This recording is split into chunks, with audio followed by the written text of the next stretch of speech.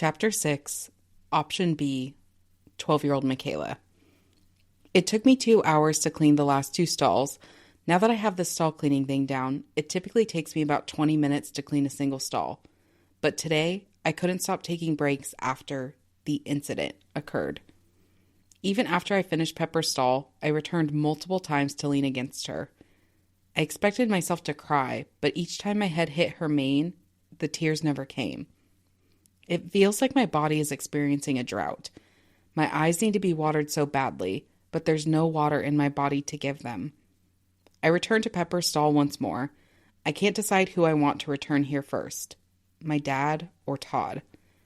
A part of me wants Todd to get here first so I can confront him and find out if what happened this morning was an accident. Because if he apologized, I think that means it was an accident, right? And the other part of me also wants my dad to get here first so I don't have to see Todd again today. I debate the options as I pet Pepper's mane, and a few moments later, I hear a truck backing into the barn. It's Todd. I'm shocked. Or should I say more shocked than I already am?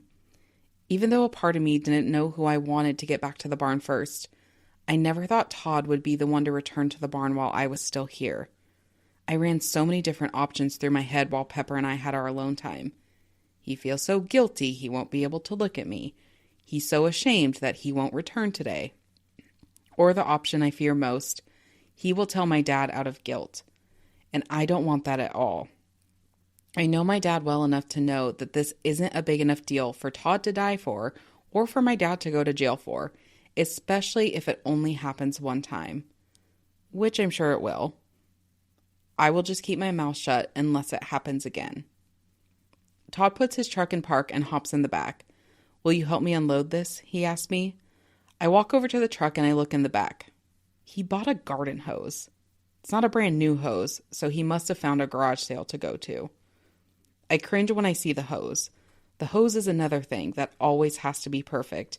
And just like all of his other lessons, he never told me why or how I wrapped the hose wrong. I wrapped, unwrapped, and rewrapped the damn hose after watering horses more times than I can remember. Each day, when he wrapped the hose up, just like I did with the stalls, I would walk over and see how he did it. And even though I'm better at wrapping the hose now, I still can't wrap it as well as he can, because when he wraps the hose, it always looks like it came brand new from the store, minus the zip ties and packaging. I keep waiting for him to say something as we unload the hose. I'm not sure if he can look at me or not, but I certainly cannot look at him. My body still feels numb, but I have more feeling back in my body than I did a few hours ago. We finish unloading the hose, my dad arrives, and I jump in the truck to head home for lunch. Todd didn't say a word about the incident and acted perfectly normal when my dad got out of the truck to talk to him. He even told my dad how well I wrote in my lesson today. Maybe it was just a slip earlier today. But slip or not, my stomach churns. My dad notices how quiet I am in the car ride home. Are you okay? He asks. No, I shake my head. My stomach doesn't feel good at all. Well, we're going home for a few hours before we return to the field, so you have plenty of time to take a nap, he responds. Sounds good to me. My dad didn't question the stomachache any further. We got up an extra hour early this morning to start water and went to bed a few hours late last night because we had issues in one of the fields. And today is the hottest day we've had all summer. It's the perfect combination for a stomachache. But I don't dare say that none of those things have anything to do with my stomachache. As my dad would say, what he don't know don't hurt him. When we arrive home, I go straight upstairs to my bedroom.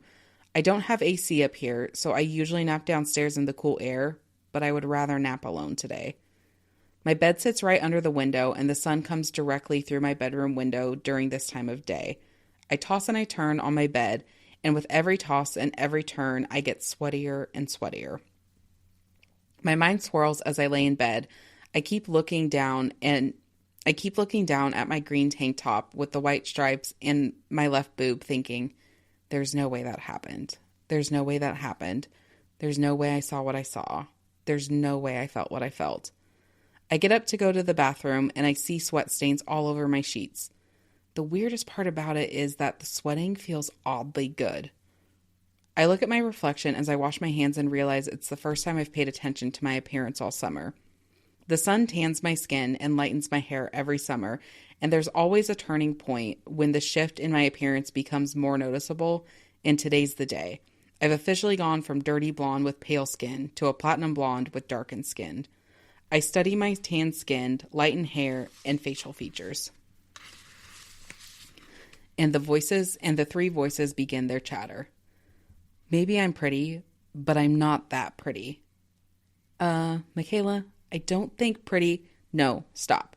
I have pretty features, sure. But I'm not that kind of pretty. Not the kind of pretty guys like. I'm not the girl that the guys like, mainly because I'm usually the one acting like them. My age or not, guys are not attracted to me. True.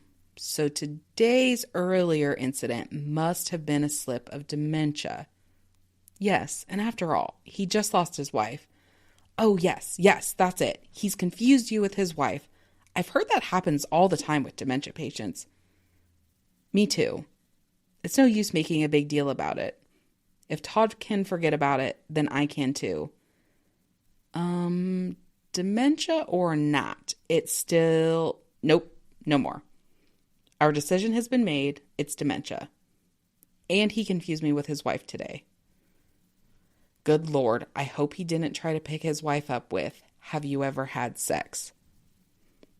I thought deciding he had dementia would make me feel better, but the knot in my stomach continued to churn. On the plus side, it gets me out of work for the rest of the day. My dad and sister agreed to take care of my evening chores so I could stay home to get better for tomorrow. I relax in bed until the thought of Dad going to the barn enters my head, and then an avalanche of another thoughts blow in. Would Todd tell him? Would Dad come back in a rage? Would Dad know to get Pepper? If he didn't, would Dad let me go get Pepper? Would Dad be mad at me? The voices make an appearance again. It's dementia, remember? Todd doesn't remember to tell your dad what happened. Oh, right. The coast is clear.